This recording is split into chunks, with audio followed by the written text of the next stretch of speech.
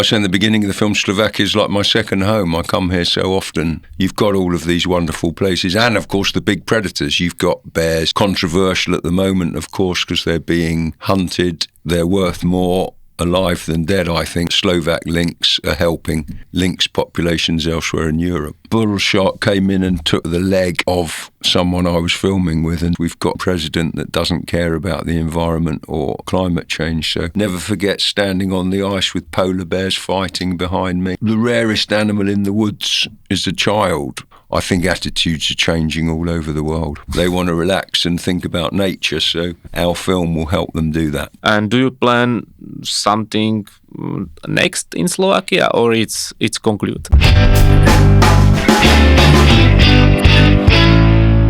Documentarist and the man who walked with dinosaurs, Nigel Marven. Hello. Hi there. Ahoy. Hello. Ahoy. Ako sa máš? How are you? Yeah, very good. Very good. Very good. You are here in Slovakia because of filming a document movie about our nature. So, some question. How many months did you spend in Slovakia? Yeah, this film is different to the first one because we cover every season. So I come in winter and spring and summer and autumn. And so I was here about 4 months in total. Mm-hmm. So, most in the summer because that's when most wildlife action is in the summer. And obviously longer days for filming. So, but as I say in the beginning of the film, Slovakia is like my second home. I come here so often now. So it's a great country. Yeah. You saw a lot of castles, a lot of our nature. Is there some animal you saw like for first time? Yeah, absolutely. So this year I've been very lucky. I did a film about emperor penguins. So I went to Antarctica, so I saw them, and I also went to Mongolia, not for a film, but to see snow leopards. So I've never seen snow leopards in the wild. But as good as all of those was the moor frogs, or blue frogs in Slovakia. So the males are brown for most of the year. For 3 days in spring, they turn bright blue as any frog that you'd see in a tropical rainforest, just for 3 days a year. Unfortunately, they're declining all over Europe, and we couldn't find any in Slovakia, so we had to hop over the border into Hungary. I explained that in the film to see them, but that is a Slovak species. They're still here in the country, but we couldn't find a breeding pond because they're declining. But I urge anyone, if they hear of these moor frogs breeding in the spring, it's about late March that they do it. The males are bright blue, you won't believe. It's one of the highlight sequences in the film for me, and as good as seeing as an emperor penguin, seeing these blue frogs. Yeah, that's my next question. You work all around the world. You visited all the continents we have on our earth. What surprised you the most here in Slovak nature? Well, Slovak is a reasonably small country, 5 million people, so it's easy to move around. It's not crowded, and you've got wonderful landscapes. You've got the mountains with the Carpathians and the high Tatras. You've got amazing wetlands. Sene wetland in the northeast of your country is a world-class site for birds and amphibians. And you've got the Danube. Of course, the Danube has been spoilt all along its length, but there are small bits of it that are still good here in Slovakia. So you've got all of these wonderful places, and of course the big predators. You've got bears here, over 1,500 bears. Controversial at the moment, of course, because they're being hunted. They're worth more alive than dead, I think, because ecotourism could be a massive thing here. People would come here to see the woodpeckers and the owls and the bears. You've got lynx here as well, which are difficult to see. Of course, I think lynx should be taken back to the UK because you'd never see one. Wolves would be a problem in the UK. We've got 60 million people, so that's it's too crowded for wolves, but lynx would be fine. But there's an amazing story in the documentary about lynx from Slovakia that have been taken to 12 countries in Europe to help the species, so that in rewilding programs in Croatia and Germany, there's the genes of Slovak lynx, because lynx are doing pretty well here, so they felt there was enough of them to move some to other countries. So it's a great story that Slovak lynx are helping lynx populations elsewhere in Europe. I think in Czech Republic too. Czech have our lynxes. Yes. I think. Yeah. And were there any animals that you didn't expect here?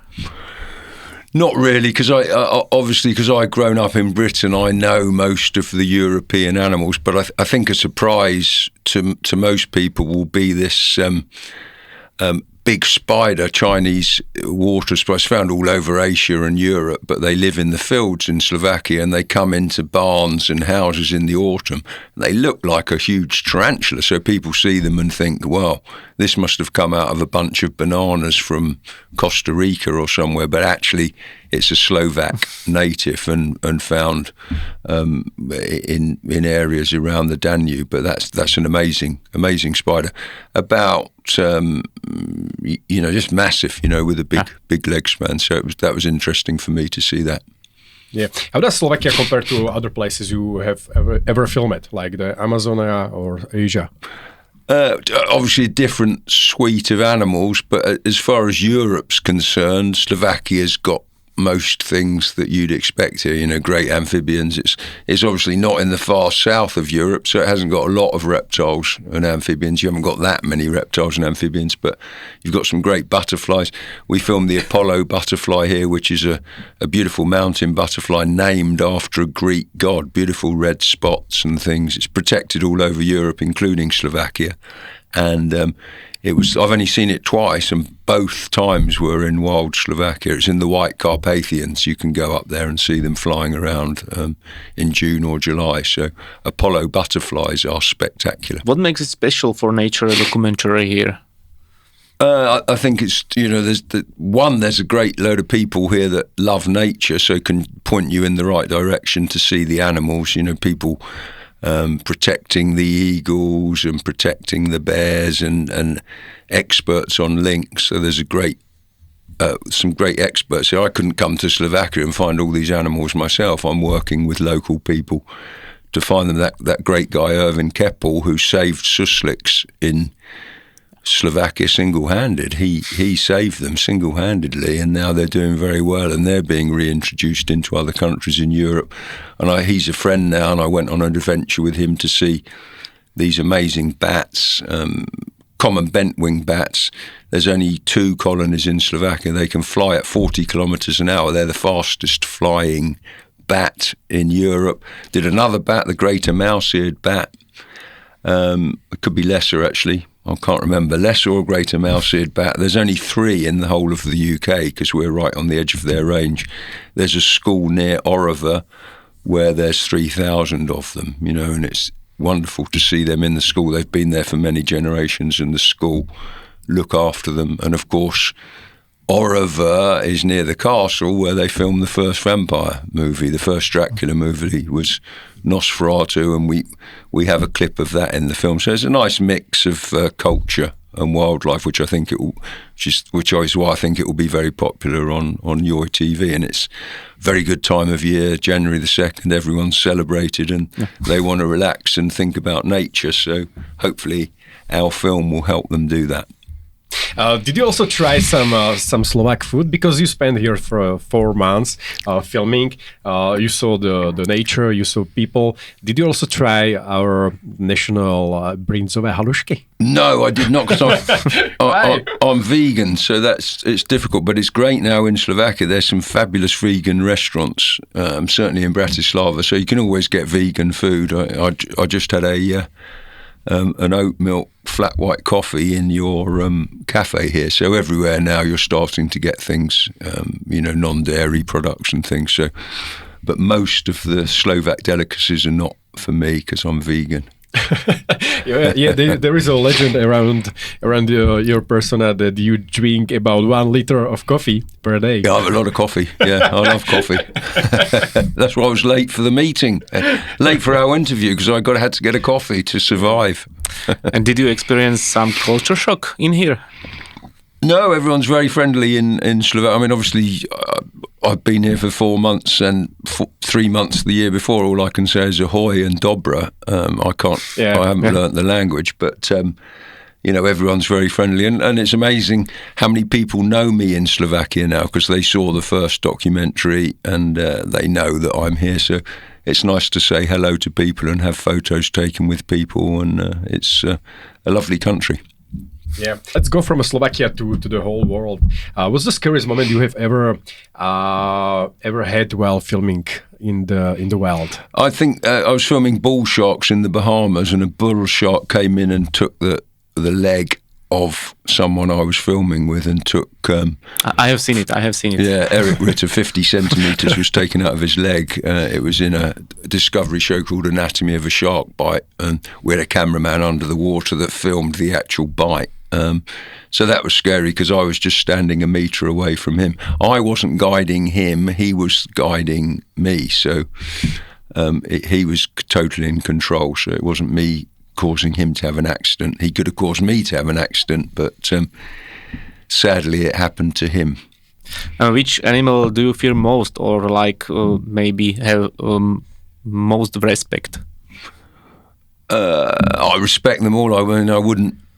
Bears are obviously controversial here, but I mean, in America, there's lots of bears, and if you go in bear country, you clap, so the bears know where you are, and they will run away from you. They won't come out. But if you're a photographer or a hunter and you get close to a bear, it's going to attack you if you get too close. So, that's the problem, really. So I always work with experts like Slovak guides that would know how to see a bear from a distance safely, and that's what you have to do. Of course, there could be a problem bear in Slovakia that keeps coming into a town or something, or goes into garbage because we've gone into their habitat and built houses, but it shouldn't be shot. It should be trapped like they do in America and moved to another part of the Tatras, for example. So I show great respect to bears. I wouldn't like to have a fight with a bear.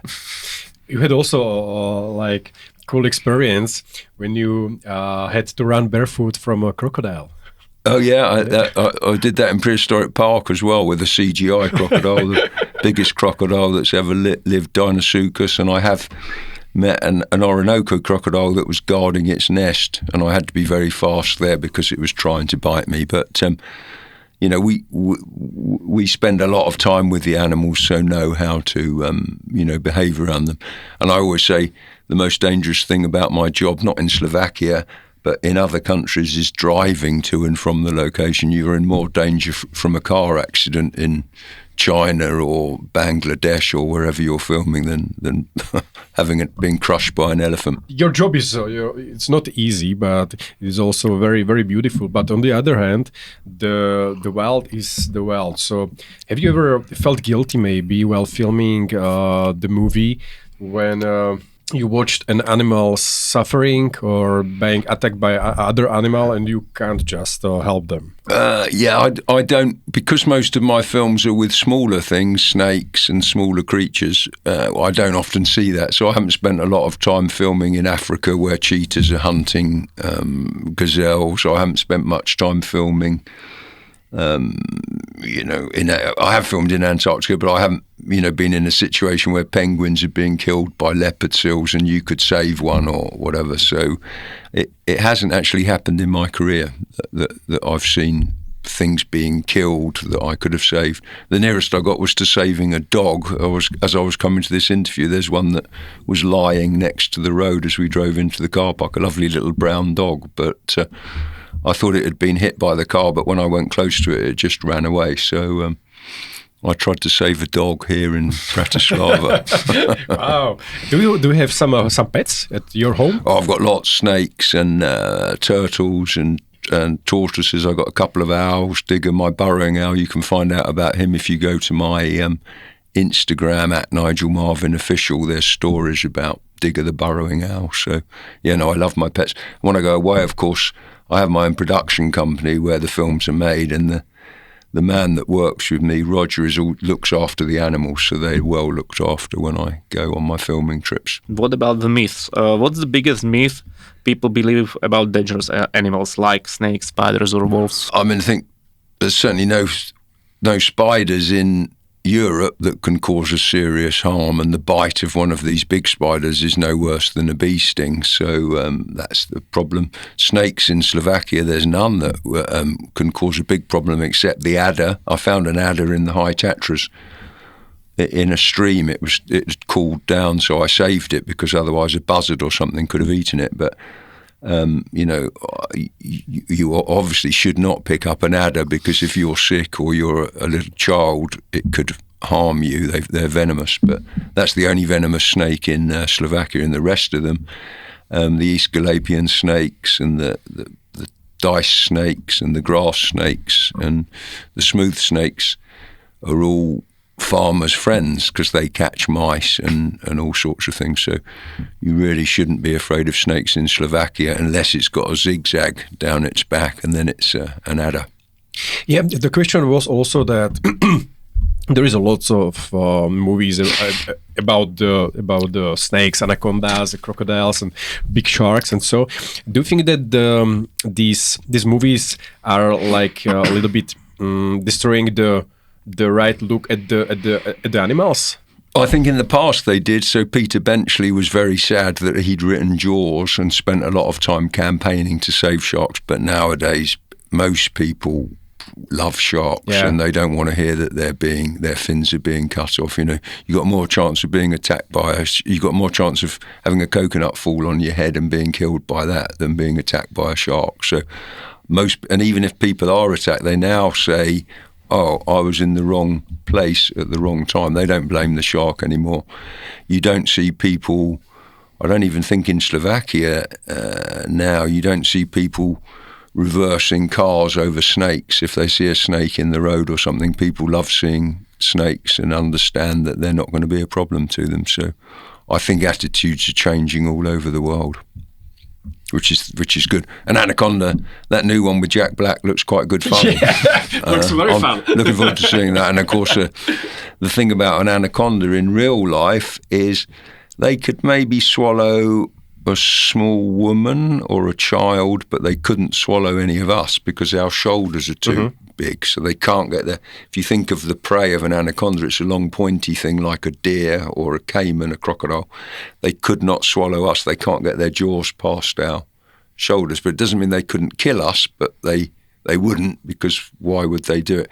People are killed if they've got big snakes in captivity because they've been feeding one with a rabbit and they smell of rabbit, and the python grabs them and kills them, but it can't eat them because it can't get its jaws past their shoulder. So, but this Jack Black one, it could be a really big anaconda. But I was in Bali or in Asia, the people, when I asked about the big snakes they live in the forest, they told me that anacondas and the big snakes are not so dangerous. They just go away, but the cobras are like aggressive. Yeah, no, they're not aggressive, but they are dangerous, because if people are walking barefoot in the fields or putting their hands in bushes, they can surprise a cobra and get bitten. But no snake wants to bite us, because venom is a very valuable resource and they want it to kill their prey, not for biting us. So again, it's a thing that needs managing. Like bears in Slovakia, clap if you're in bear country and find out if there's bears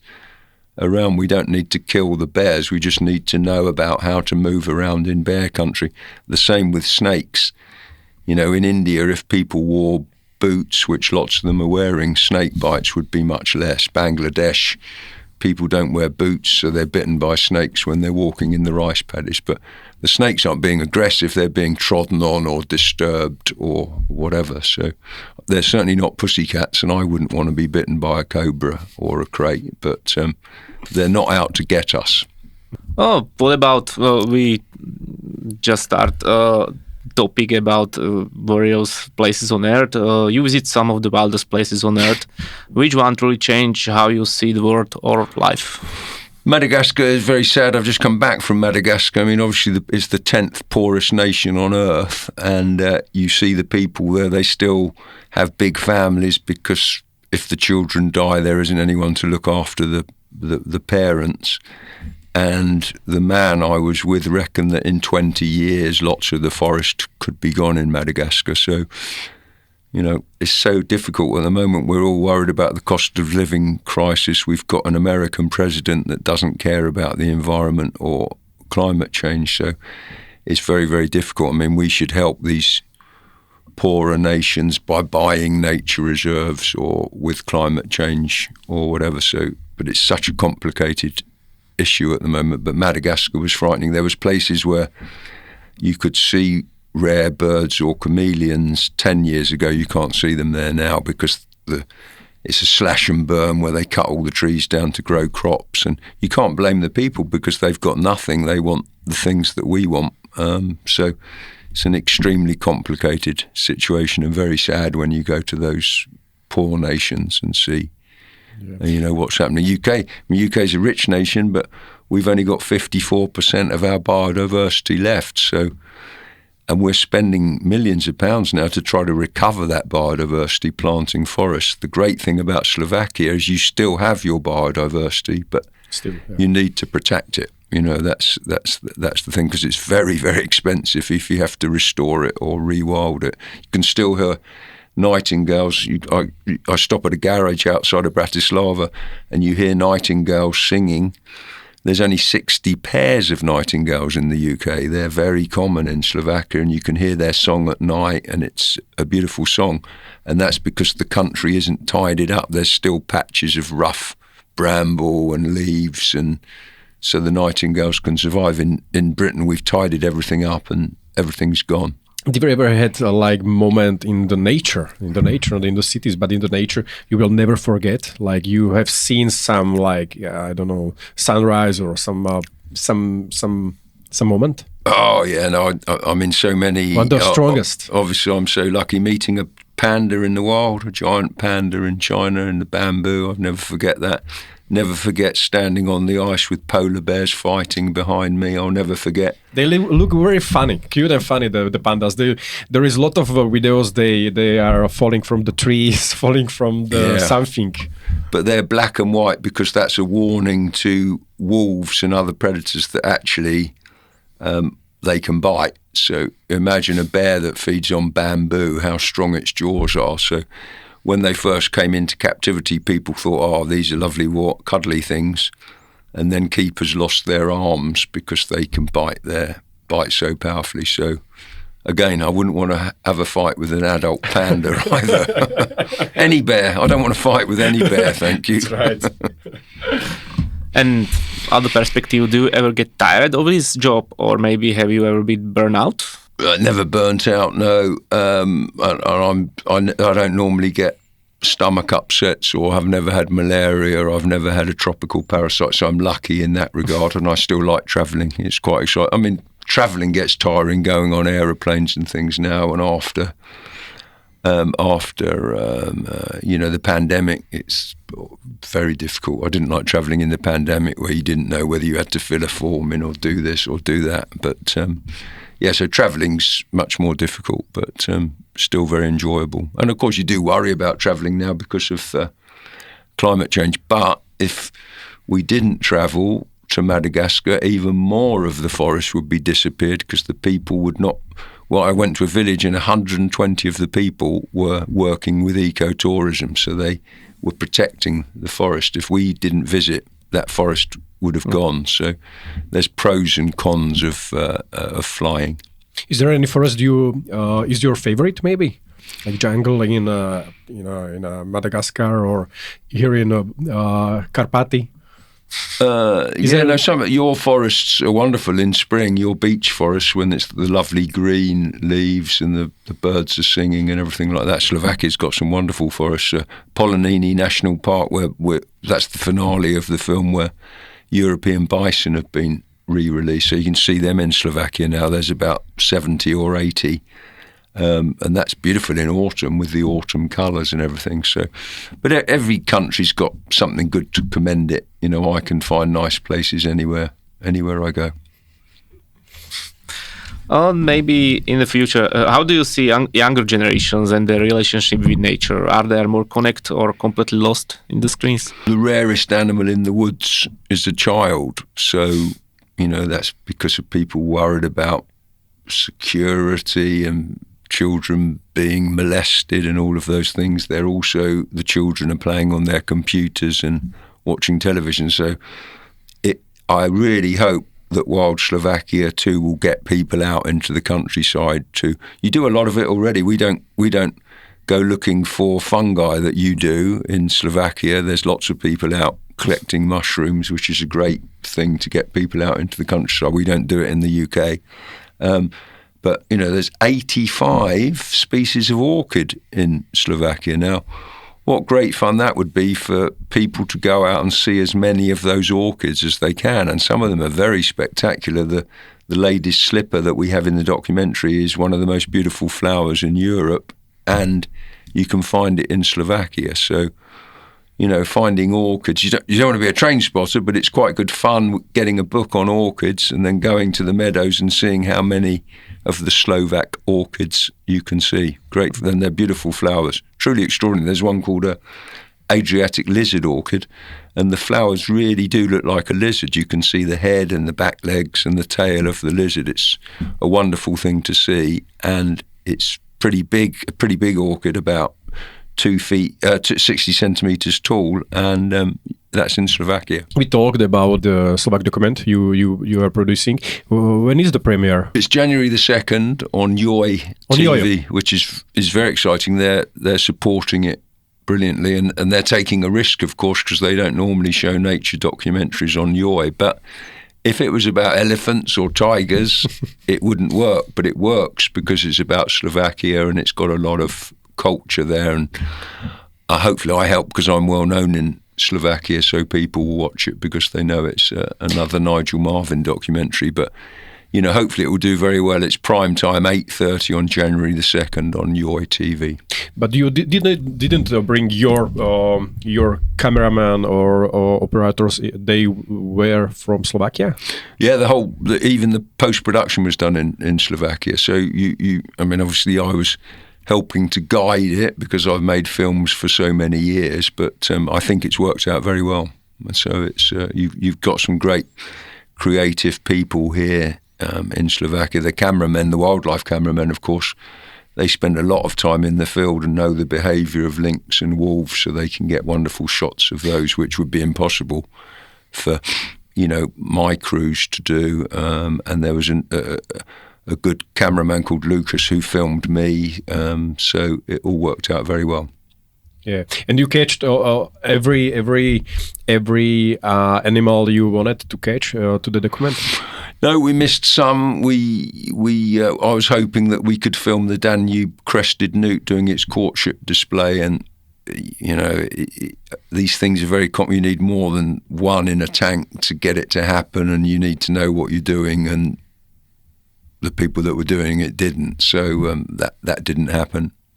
And just trying to think what else. We were hoping to get kingfishers diving for fish. We didn't get that either. That's always nice to see kingfishers. One of the most beautiful birds in the world, let alone Europe. But maybe next time. Who knows? Well, I think it will be successful, the premiere, because the last premiere was very successful on our national TV, I think.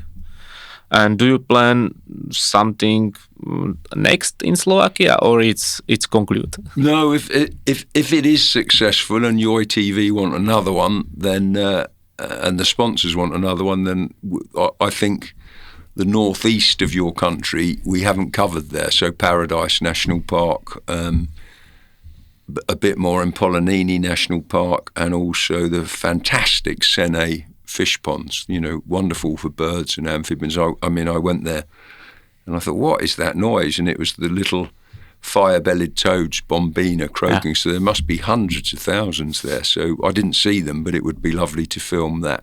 We've never filmed tree frogs, those little blobs of green wax that you get in Slovakia. So still lots of things to do. Scop's owls are very common, one of the smallest owls in Europe. They hunt around the village and catch insects at night, big grasshoppers. So that would be a lovely thing to film. So there's still lots of subjects that we can cover. We should go back to bears as well. There's lots of bears in Paradise National Park and guides there that can show you them, safely from a distance, where that would encourage ecotourism. Massive amounts of World Heritage Sites, UNESCO World Heritage Sites in that region, the wooden churches and castles and everything else.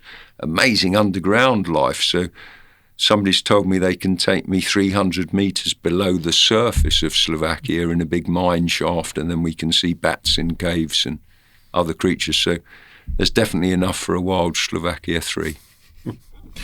Okay, let's make a step to the dinosaurs. How I said you worked with the dinosaurs. Is there any new project you will produce? I'd love to go back, do some more time travelling adventures, but they're very expensive to make. So they're maybe £2 million an hour. So you need to have a lot of people involved in making those. And at the moment, they're doing ones without having a man or a woman being sent back in time. So, but it would be great to do another one. When I ask GPT that who is more cooler, if dinosaurs or Marvel Avengers, he thinks that dinosaurs are still more cool than Avengers. How is it? Why? I think so. But I mean, children love dinosaurs and they know more scientific names of dinosaurs than I do. And I think it's because we all love our monsters. We love monsters and we know that dinosaurs existed, but they're not at the end of the garden now, ready to eat us. So that's why we love them, that reptiles used to rule the planet and now they don't. I hate it when people say, oh, that business is like a dinosaur. It's not moving with the times. Dinosaurs were around much, much longer than we were, or have been. And, so dinosaurs were a very successful group. And if you could revive one prehistoric creature or dinosaur, which one would it be? I think it's difficult with rewilding, so people don't even want wolves in the UK, so let alone bringing back a dinosaur. I think it would be a problem. But maybe a little one like Microraptor, which was a little winged dinosaur about the same size as a crow, but bigger ones would cause problems. And I still think it's, as we were saying earlier, even more than rewilding, which is great, some of that money should be spent on saving the habitats that already remain. The best way to save our planet and biodiversity is to make pristine areas saved. Even if it's in Bratislava, if there's a wild area, save it, make sure it's not developed or whatever. Yeah. Nigel, it was very nice to having you here in Slovakia and also in our studio. It's very exciting for us. So one last question to our watchers. If maybe some child asks you why we have to preserve our nature, what will you say? Because nature isn't just for rich people or the wealthy, it's for everyone. And we've got this cosmic arrogance that we can survive without nature, and we can't. So it's vital for the survival of the human race, biodiversity, and also it's vital for our well-being. There's so many people now realising that a walk in a beautiful forest is a great way of getting good mental health and physical health and whatever. So it's not a luxury, it's something that we have to preserve. Nigel Marven, thank you. Thank you very much. Thanks so much. Thank you.